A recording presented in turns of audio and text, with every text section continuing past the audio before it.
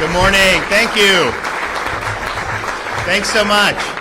Thank you. Thanks to Sheriff Chronister for having us here for today's announcement, and we're glad that we're back in Hillsborough County. Our government is a government of laws, not a government of men. And what that means is that we govern ourselves based on a constitutional system and based on the rule of law. But yet we've seen across this country over the last few years, individual prosecutors take it upon themselves to determine which laws they like and will enforce and which laws they don't like and then don't enforce. And the results of this in cities like Los Angeles and San Francisco have been catastrophic. You could go in San Francisco and steal a certain amount of merchandise, and you just would, by definition, not be prosecuted. That has undermined public safety. It has really hurt these communities and has been devastating to the rule of law. So as I saw that happening across the country earlier this year, I asked my staff in my office to look around the state of Florida and to make sure that that was not going to happen here, where you would have individual prosecutors nullify laws that were enacted by the people's representatives. They spoke with law enforcement throughout the state, they spoke with line prosecutors throughout the state, and it all came back to this area here at the 13th Judicial Circuit in Hillsborough County. And the response that we got was a lot of frustration on the part of law enforcement for criminals being let go and crimes not being prosecuted. And so we looked into it and we compiled a lot of the record, and I can tell you it's been a very, very troubling record. So the prosecutor, state attorney for this judicial circuit, Andrew Warren, has put himself publicly above the law. In June of 2021, he signed a letter saying that he would not enforce any prohibitions on sex change operations for minors. And that's a debate that we're having mostly administratively and through medical licensing in Florida, but other states have enacted penalties on the people that would perform those, which are really disfiguring these young kids. And he said it doesn't matter what the legislature does in the state of Florida, he's going to exercise a veto over that. He's also instituted policies of, quote, presumptive non-enforcement.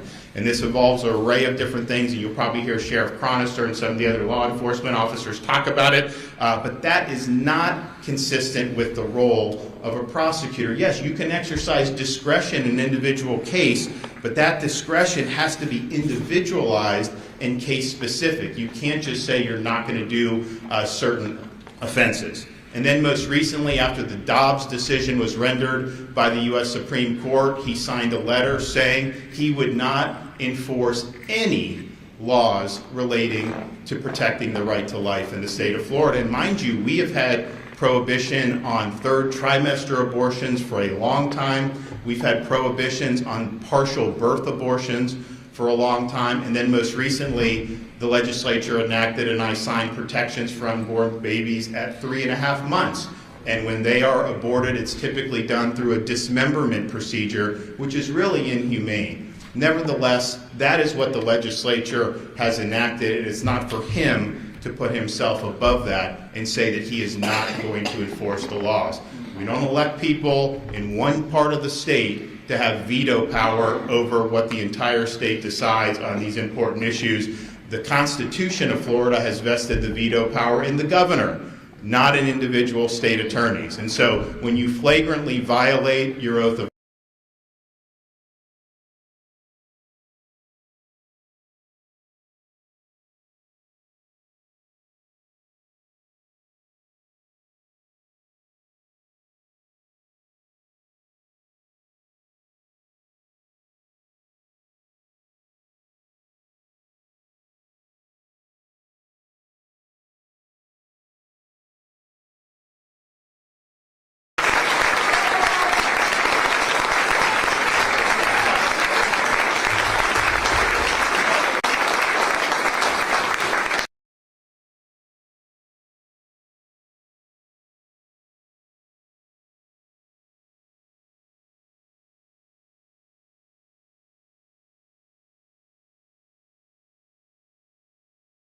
enforced, and that no individual prosecutor puts himself above the law. And I can tell you the states and the localities that have allowed this to happen, they are ruining the day. You want to know why some people are moving to Florida? Because their communities are no longer safe thanks to prosecutors that think they know better than the people's representatives, and they get to pick and choose which laws that they are enforcing. So this was something that had a lot of input around the state. This is something that I think is a very, very important issue across our country, that this movement would be allowed to take hold, where you basically elevate your own personal conception of, quote, social justice over what the law requires of you. And I would note, those who say this represents social justice, look at San Francisco. They had to recall this prosecutor who was put in, funded by people like George Soros, saying he's not going to prosecute. They did the recall election. He was recalled, even in a very liberal jurisdiction. But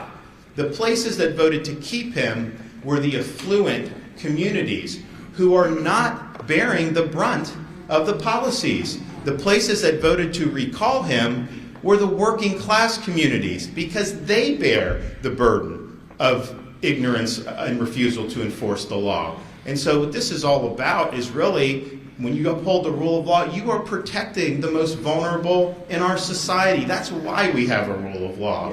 And so I think today's action is obviously warranted. I know that there'll potentially be some Florida Senate could potentially see this depending on how things are going out, but I just think that to take a position that you have veto power over the laws of this state is untenable, and I think it warrants the suspension and eventual removal of office. And so we're happy to be here with a number of people in law enforcement, and so I want to thank my friend and the sheriff here, Chad Cronister in Hillsborough County, and I'm going to have him come up and say a few things.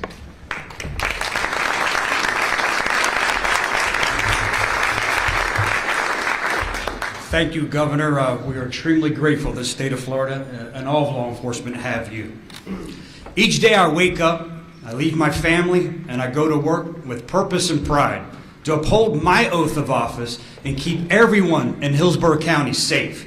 And the nearly 4,000 employees here at the Hillsborough County Sheriff's Office share these same values. We put our lives on the line for complete strangers. We are resolved to apprehend the criminals who prey on law-abiding citizens in our community. It's our duty, and we trust that our criminal justice system, the state attorney, public defender, and courts will fairly adjudicate the circumstances and hold those who are guilty accountable. Like law enforcement throughout the county, our criminal justice partners also take an oath to uphold the Constitution, the duly enacted laws of this state, and to be the voice for victims and the protectors of public interest. The governor's suspension of State Attorney Warren is not political to me. It's about law and order. It's about ensuring our loved ones are safe. It's about the victims and their voices. There aren't Republican and Democratic victims, just victims. They matter, and they should be heard. Over the last several years, State Attorney Warren has acted as an adjudicator of all, as if some type of supreme authority, by reducing charges, dropping cases, and single-handedly determining what crimes will be legal or illegal in our county. Ask yourself, aren't these the decisions for the courts or a jury of our peers? One of the more egregious examples occurred in September and involved a suspect who, after shooting someone, then opened fires on a residence where that victim sought refuge and protection. Inside of that house was the victim, his mother, other children, and extended family members who were forced to take cover and hide. To make things even worse, nearby was another mother and her twin infant children in a vehicle. One of the shooters, our suspect, was identified and arrested just a short few days later. After being released from jail, he was caught and arrested for committing another burglary, and while in jail, the state attorney's office no-files charges on the shooting and the separate burglary charge.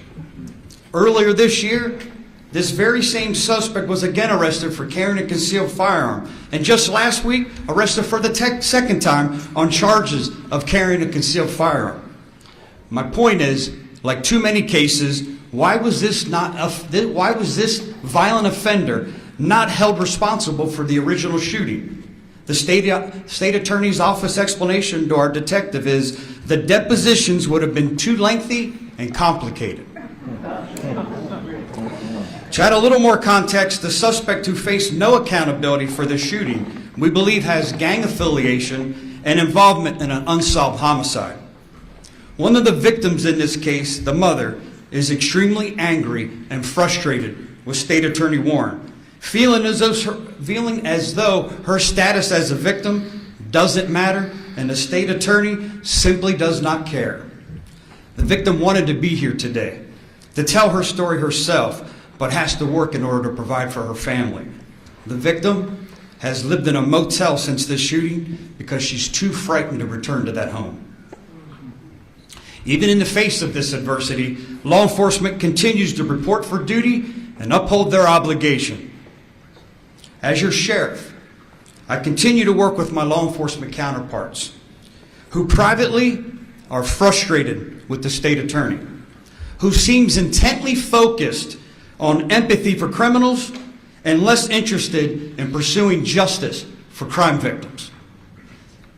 As most everyone knows, I'm a tremendous proponent of reducing recidivism.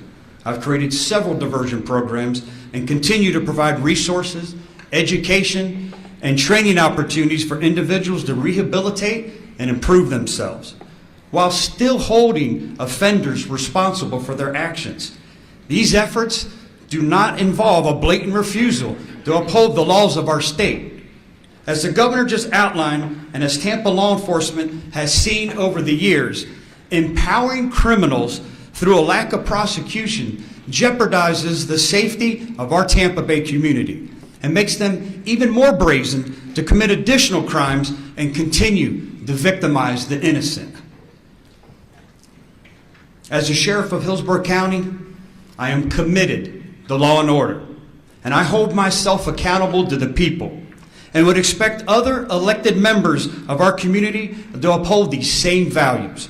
Today, Governor DeSantis is holding State Attorney Warren accountable.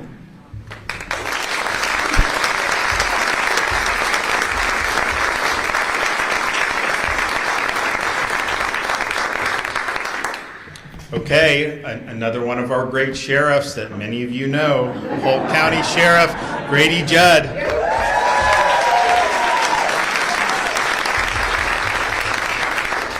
Thank you very much, Governor. It's truly my honor to be a Florida sheriff. And I can tell you, I've done this job my entire adult life. I remember, Governor, when the felons owned Florida. It was in the 70s and 80s. I remember that well. I was one of the cops on the street when we couldn't keep the felons locked up. We couldn't keep the criminals locked up, and they preyed on the community.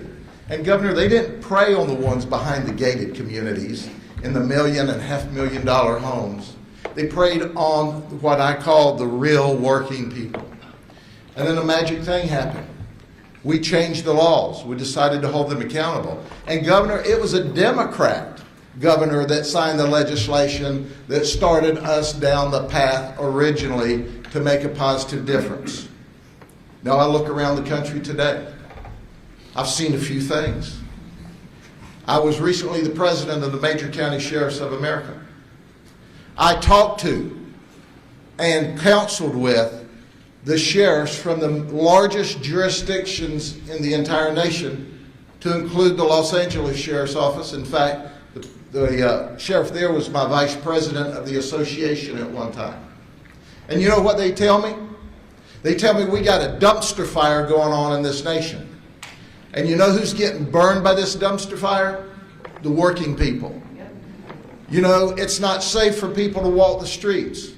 The homeless aren't being looked out for. The mentally ill aren't being looked out for, and it's by the major people. Now, Governor, I know you'd be disappointed if you didn't see some cards.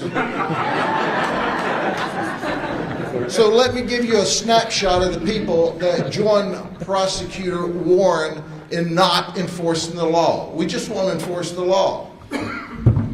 It's the prosecutor in New Orleans. Per capita, it's the highest murder rate in the United States. You're going to see a common theme here in a minute. San Francisco, where businesses are closing, where they threw the prosecutor out because they weren't holding criminals accountable. Chicago, I think that speaks for itself. Los Angeles, where the sheriff told me I've got 60,000 homeless. We have criminals running wild.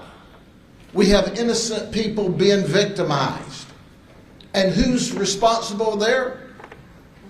The prosecutor, the chief prosecutor who's allowing it to occur. He has the law, he has the tools. Baltimore, Maryland. But that's not all. Then there's one of our favorite places, Portland, Oregon. You can set up a chop zone there and just not let the cops come in. You know how long there'd be a chop zone in Polk County? As long as it takes me to drive back there from here.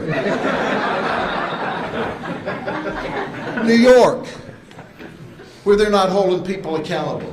Seattle, Washington, and Washington, D.C. So what's the commonality here? Just go look for yourself. Look at the data. The murders are up. Innocent people are being murdered where prosecutors don't do their job. My friend Chad Cronister just gave you an example. We don't have time to stand here all day. But listen, Prosecutor Warren, like the rest of us who ran for public office, we asked for your precious vote in order to enforce the law and do what was right. Then we took an oath to tell the truth, to uphold the Constitution, and to support the laws in the government.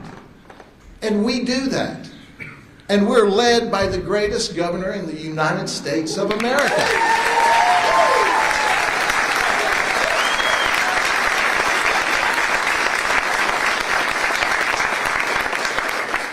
But there are some, and it's the elected prosecutors that signed the papers that said they wouldn't prosecute. Not we'll evaluate it case by case. We won't prosecute. You know, they're not God. They're not the legislature. So at the end of the day, ladies and gentlemen, this is about protecting the community we serve. This is about keeping people safe. And when you look at the highest murder rates, when you look where the quality of life is lowest, you look at the prosecutor who does not support law enforcement, who does not do what's right. Our governor does what's right. And Governor, I appreciate from the bottom of my heart you setting the example and doing the right thing and keeping the people safe. And the exciting thing is you not only protect the people behind the gated communities, you protect the people who clean the gates on those communities. Thank you. God bless you.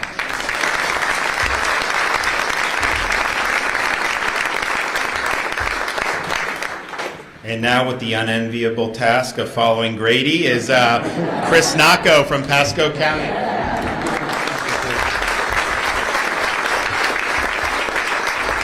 Thank you. I've learned one thing. When I follow my friend Grady Judd, be brief and be on point. Nobody else will hear anything else.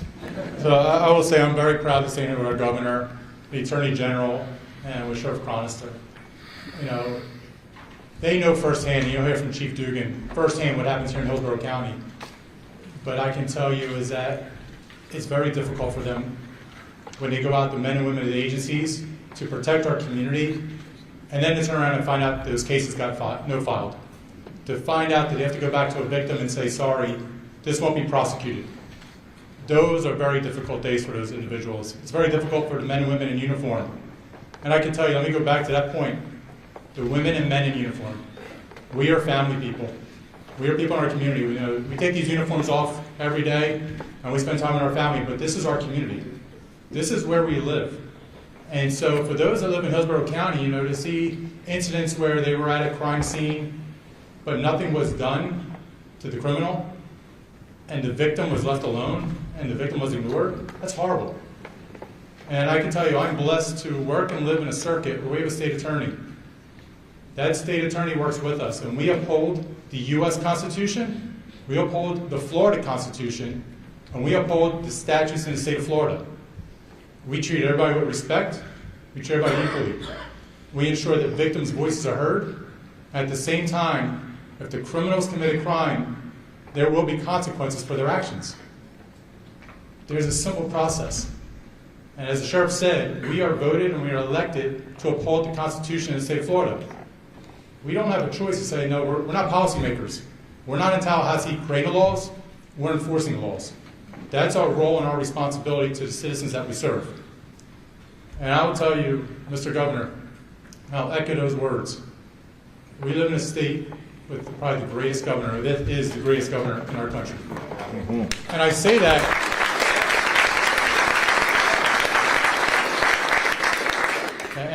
because I'm not a native Floridian.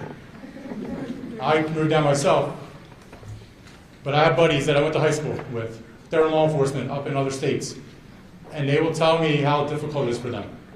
They will tell me what they go through, and they say, I'm just trying to get to my pension. That means they're just trying to get to retirement so they can move.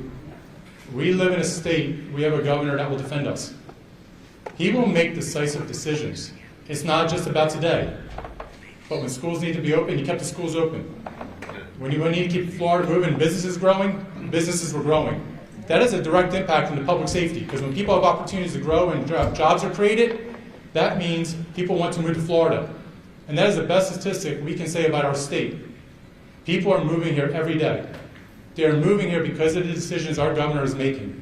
Governor DeSantis is leading our state. He is making those decisions that are tough, but they're decisive, and they're making Florida better every day. Thank you, Governor, for doing that.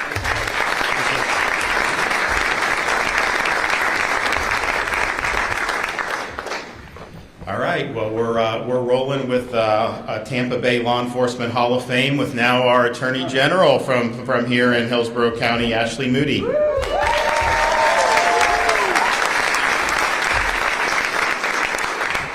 You know, I know the governor appreciates everyone being here today, and I know the folks behind me that wake up every day and put on a gun and a badge and a bulletproof vest appreciate this strong leadership, where you are seeing an eradication of stability and safety around our nation, starting with our border, into our large cities, into our states. It's because an executive who has been trusted to enforce and execute laws has abandoned that responsibility.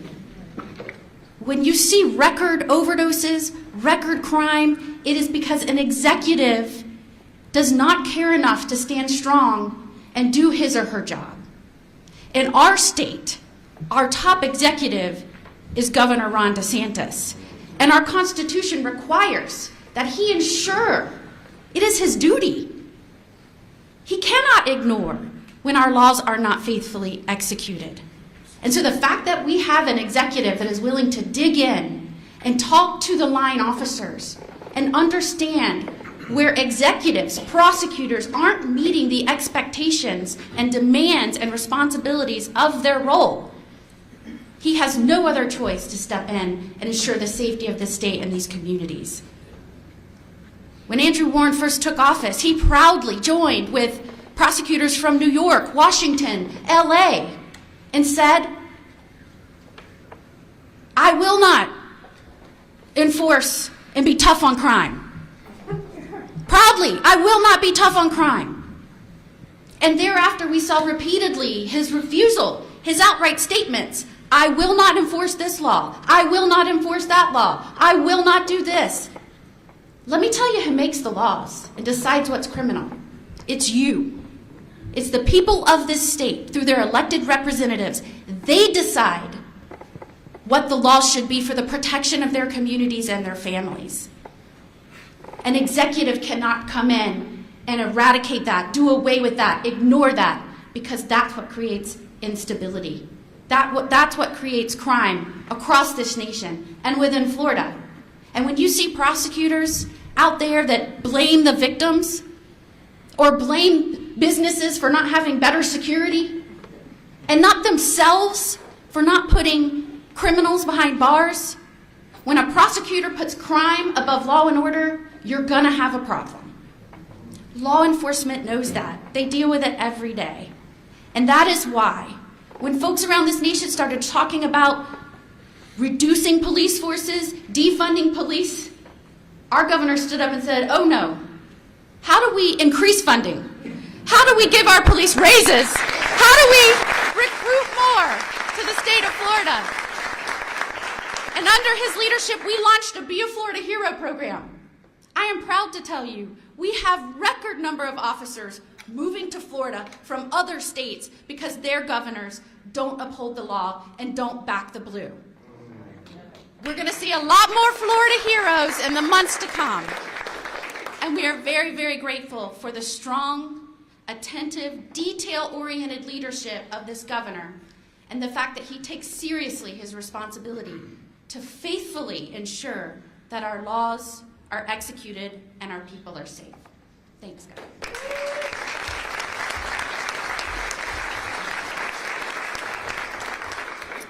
Okay, former chief of police here in Tampa, Brian Dugan. Thank you. When it comes to Sheriff Chronister, Sheriff Judd, Naco, and our good governor, clearly I drew the short straw when it came to good looks and hair. But thank you for having me here. Governor, it's a bittersweet day, quite frankly. We should not be here. We should have had someone who did their job. The governor should not have had to come to Hillsborough County and clean up our mess. And that's really what it comes down to. And I appreciate the fact and admire the fact that you have the intestinal fortitude to stand here and do this.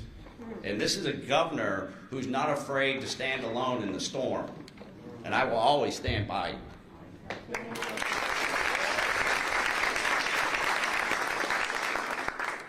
So there's probably no one more in the room that's more frustrated with Andrew Warren than me and Sheriff Chronister.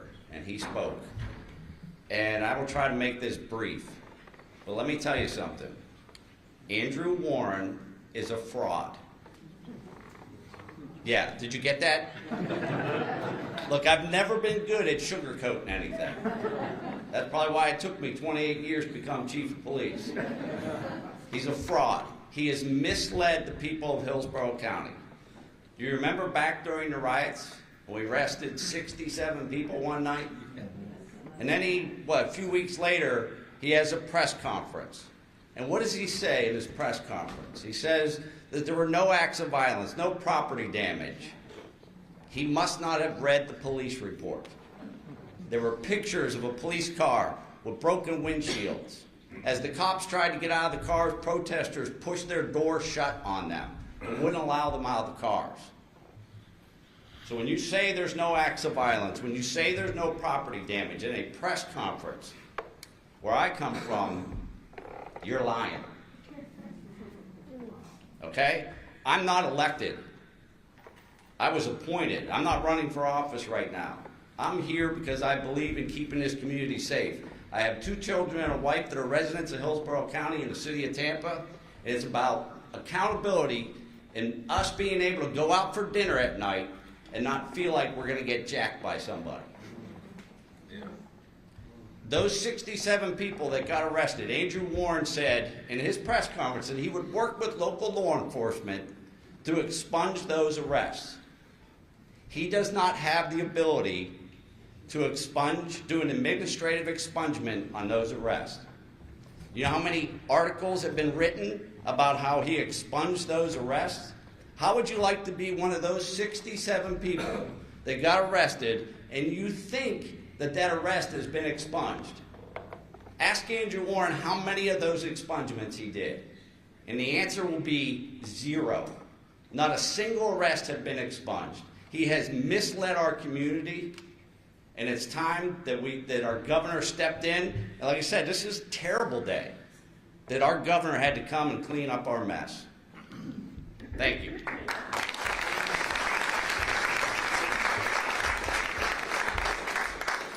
Okay, now we have Representative Mike Beltran from the Florida House. Well, thank you, Governor, and thank you, everyone, for being here. These are some really tough acts to follow. And I'm one of the few folks up on this stage who doesn't have a gun and a badge. And so, certainly, first of all, thanks to our law enforcement. But what I do have, I got a suit, I got a tie, and I got a rule book. And in that rule book is the Constitution. And the Constitution sets forth separation of powers. And separation of powers says that folks like me go out and get folks like you to vote for them to make the law. And when we do that, we send it to the governor, and he decides if it's a good law or a bad law. And sometimes he doesn't sign it, but he's signed all of my things, but had a pretty good track record, but he usually signs it. And then the folks behind me, their job is to enforce it. And then the courts, they adjudicate cases and controversies. And if Mr. Warren wanted to legislate, he should run every 2 years instead of every 4. And we could have done something about that. We wouldn't have to do this. Okay? But he wants to go, he needs to get out of the courthouse, not that he's there anyway, and go up to the State House and legislate, because this is a complete violation of separation of powers. And I want to say something about the governor. Okay? I was reading a book by a former senator, and it said, it's not so much what you do in the situation you're in, it's what did you do differently than somebody else who's in that same situation. And we have 50 governors, and we got about a dozen states where there's prosecutors like Mr. Warren. And some of those prosecutors have been recalled. But we haven't, this is the first governor that stood up and said enough is enough. Okay?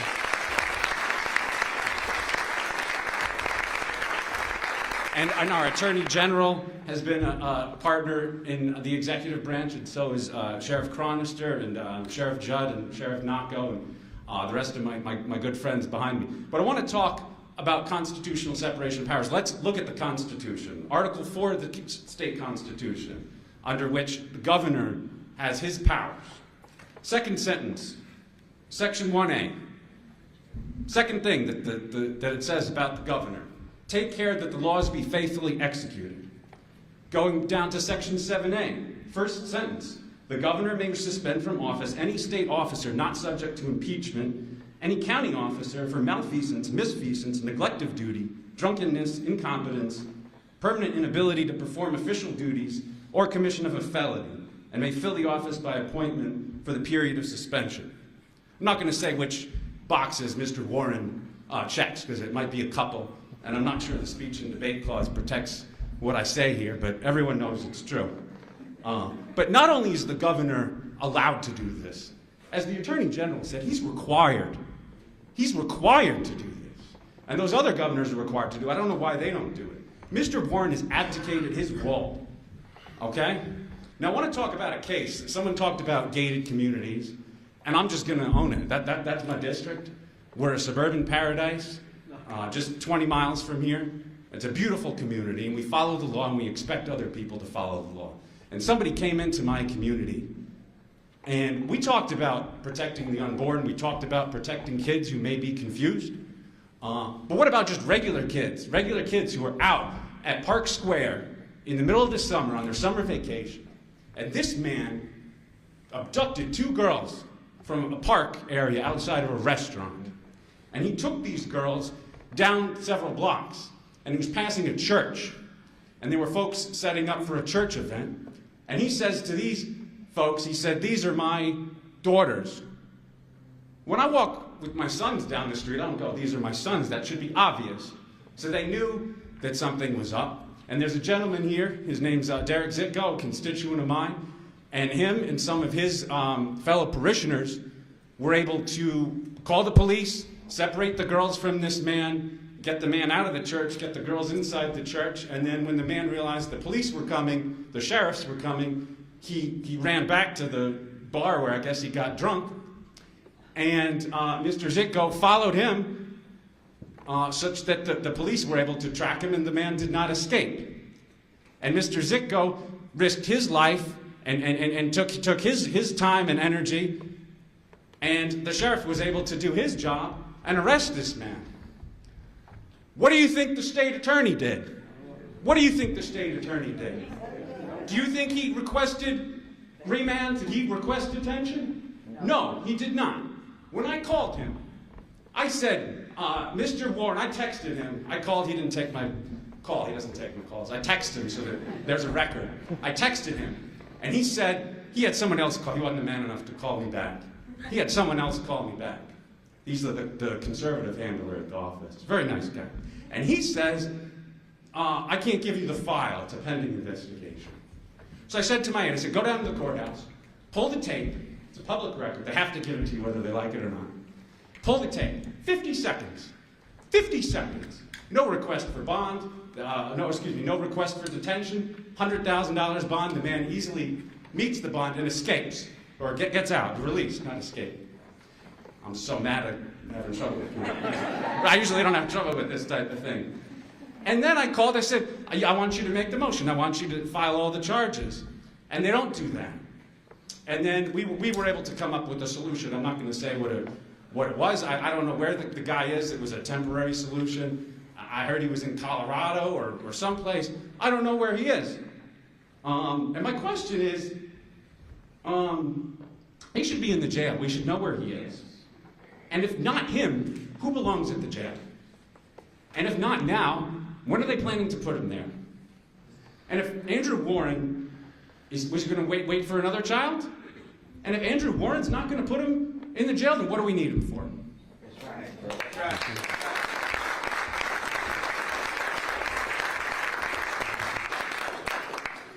So I want to thank everybody for coming in and providing some insight. Obviously, when you do a suspension, that's part of it, but then you also have to name a replacement. And so I'm happy to be able to do that today. And she's here with us, and it's Judge Susan Lopez, who currently serves as a county judge here in Hillsborough County and has extensive experience as a prosecutor. And she has deep ties to this community.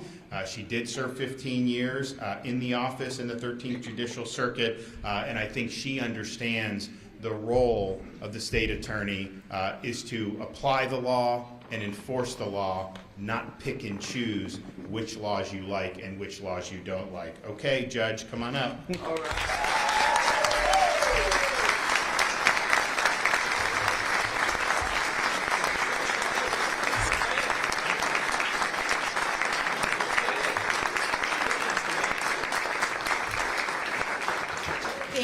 Thank you.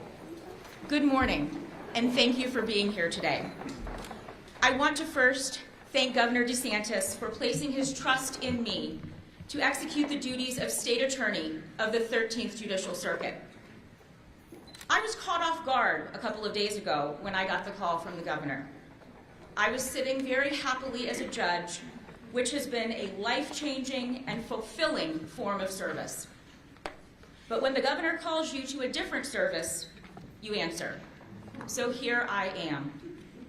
I hold the utmost respect for our state laws, and I understand the important role that the state attorney plays in ensuring the safety of our community. It is my promise to the people of Hillsborough County that I will faithfully execute the duties of this office and to ensure that we are fulfilling its purpose to prosecute crimes and protect the people of Hillsborough County. I will follow the rule of law. And to the hardworking people of the Office of the State Attorney of Hillsborough County, I look forward to rejoining you in our shared mission to protect the people of Hillsborough County. Thank you very much.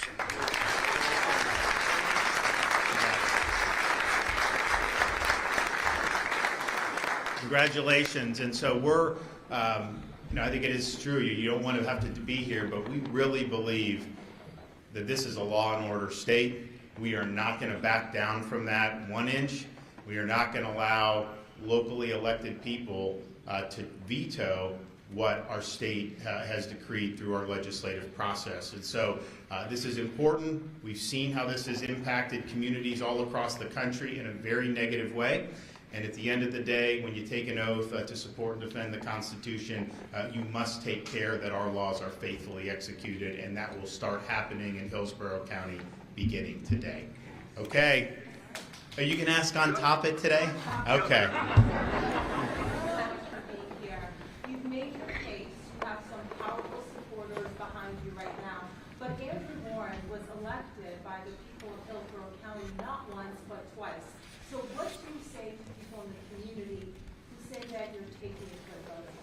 Well, the conduct that he has done has fell below the standard that's required in the Florida Constitution. When you're saying you're not going to enforce certain laws you don't like, that's a neglect of duty. That, quite frankly, is incompetence as defined in Florida law. And Florida courts have been very clear that saying you're just not going to enforce the law is by definition a dereliction of duty. And so what we're doing is just, as they said, I mean, in some respects, I'm here, I have to do this. I mean, that's my job to ensure that the laws are faithfully executed. And so we have that process in place for a reason, because I think the people that framed our most recent Constitution understood that you would need to have some accountability. And yes, I understand you have these processes, but quite frankly, we can go back and look at some of these elections and all the money that's coming in from people that do not live in Florida and are really trying to push an agenda on the people of Florida. And I don't think the people of Hillsborough County want to have an agenda that is basically woke, where you're deciding that your view of social justice means certain laws shouldn't be enforced. I don't think there's very many people that believe that is consistent with the rule of law. Yes, sir. Governor, yesterday we reported that there was an unattended ballot box in Broward County at the Broward SOB. Well, before I do that, is there anyone else on this topic? Governor, Yes. during your deliberations on this decision that you made, did at any time you have a discussion with Andrew Warren or ask him to explain himself? No, because I was looking at the actual facts that were provided to me. We were able to, my office consulted with a lot of people. This was a statewide review to make sure that we were not going down the road of San Francisco, Los Angeles. And like 95% of it was all right here in Hillsborough. Everything anyone said was right here. I didn't hear the same in Duval or Miami-Dade or any of that. It was all right here. And then to see these blanket statements like saying that you're not going to enforce a prohibition on giving minor a sex change operation. A 12-year-old boy can't go in and get a tattoo, but yet somehow, if the legislature were to say that you can't get a sex change operation, and then we have laws that have been enacted. And so he was the only one that was making those types of declarations. He was the only one signing his name to letters that basically said, to hell with the people of Florida, I'm going to do what I want. We take care that the laws are faithfully executed. Not every law on the books in Florida do I agree with. I mean, it is what it is. And yes, there's sometimes the legislature will put laws on my desk that I veto, and then it doesn't become law. They have the ability to override. They haven't done that yet. But that's just the way the system works. And for example, if it ever got to the point where I vetoed a piece of legislation and the legislature overrode it, I don't think that'll happen, but if it did, then I would be duty-bound to enforce that law. I can't just say, you know what, and throw a hissy fit and say, oh, I don't think it's good and I'm not going to enforce. That's not the way the law works. And so and if you look around the country, the root of a lot of the problems is that this idea has taken hold that you can be a law unto yourself as a prosecutor. That it doesn't really matter what the legislature does. If you believe that law conflicts with your idiosyncratic vision of, quote, social justice, then that gives you veto authority. And that is not how a constitutional system can operate. That is not how a rule of law can operate. And ultimately, you cannot have safe and strong communities if we're not having enforcement of the law. There's been criticism of Andrew Warren for a while from law enforcement officials, but what was it that led you to ultimately make this decision? Was it his sign-up letter regarding not prosecuting abortion cases last month? Well, so as I said, as these problems around the country were coming to a head, I asked my office earlier this year to do a survey of what's going on in Florida to see, because there's not every prosecutor is going to write on a sheet of paper, I'm not prosecuting, I'm going to ignore. I mean, that's a very egregious thing to do. But you will have sometimes policies which are de facto nullifications of the law. So they will say, well, you may be able to prosecute, but in circumstances that would never happen. So it required them to go and do a lot of different things. But yes, when you have the 2021 letter saying no matter what a state declares about protecting child welfare with respect, I mean, they use these euphemisms, but what it is they are literally chopping off the private parts of young kids. And that's wrong. And we're doing stuff administratively and with medical licenses, but But the legislature in Florida may want to come in and do something more significant on that. Okay, well, you're going to presumptively say you can't do it. Some of the policies that have been in place, and then after Dobbs comes down, where the Supreme Court said this is returned to the states to say that the laws that we have, you're just not going to enforce any of them. And he drew no distinction. I mean, we've always had prohibition on third trimester abortion. We've always had prohibition, or at least for a while, on partial birth. And now the 3.5 months, it's, okay, that was a legislative debate.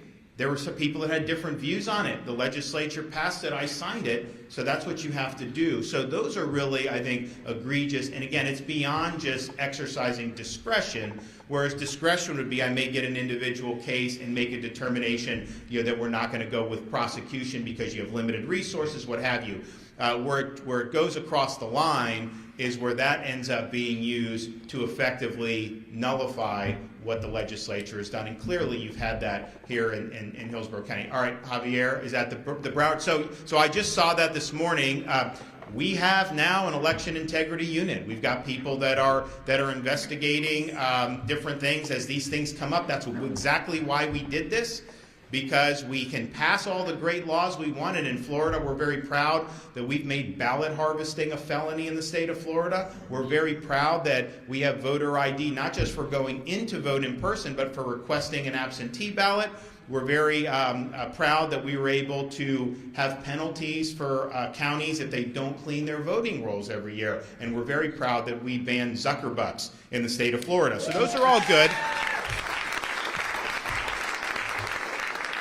Those are all great, but then the issue is okay, you can have that, but if then people violate it and then there's no accountability, then where does that leave us? And so that's why we asked the legislature to enact an election integrity unit in state government where we have investigators, we have law enforcement, we have the ability to work with the Attorney General's office, with our statewide prosecutor, to be able to hold people accountable if they're not following the law. So we have very clear rules. First of all, you cannot put drop boxes in the middle of the community in Florida anymore. We got rid of that. If someone wants to return an absentee ballot, they can drop it off at an election site, but wherever they're putting in a ballot needs to be monitored by an election official the whole time. And there's video coming out saying this thing's just sitting there with no monitoring. That obviously isn't consistent with the law. So we have in place the ability to investigate this stuff. That is being done, and we're going to make sure that our elections are done consistent with the laws of the state of Florida. And you look around the country, they've been doing these elections in different parts this year, and you have an election, and then you have votes coming in for days and days. People don't even know how many votes are out. It takes them forever to count. It's a very opaque process. We don't believe in that in Florida. We believe it's got to be transparent. We believe you count the votes and you declare a winner on election night. That's not that difficult to do. We're one of the biggest states and we're able to do it. Why can't some of these other states do it? So